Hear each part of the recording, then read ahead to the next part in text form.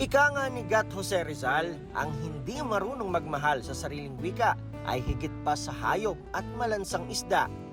Pero paano kung wala na o namatay na ang wika?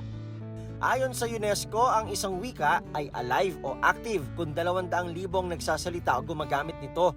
Kung mas mababa sa bilang na yan, nanganganib na ang wika.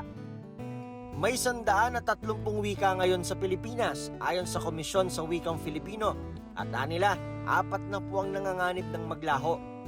Numero 1 rito ang wikang Arta ng mga taga-barangay Disimungal sa Nagtipunan Quirino na sa 10 na lang ang nagsasalita. May 4 na katutubong wika na wala nang nagsasalita.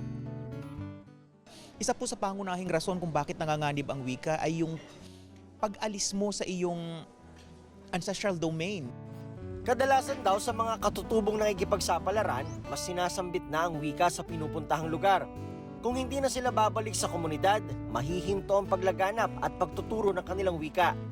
Kaya naglunsad ang KWF ng mga proyektong magsasalba sa mga wikang nanganganib, gaya ng pagtatayo ng bahay wika. Dito ay tinuturo sa mga kabataan ang kanilang katutubong wika bago pa sila pumasok sa formal school. Inumpisa nito noong 2018 sa Barangay Bangkal sa Abukay, Bataan. Sabi ng KWF, hindi pa naman daw huli ang lahat para muling buhayin ang wikang malapit sa puso at salamin ng lahi.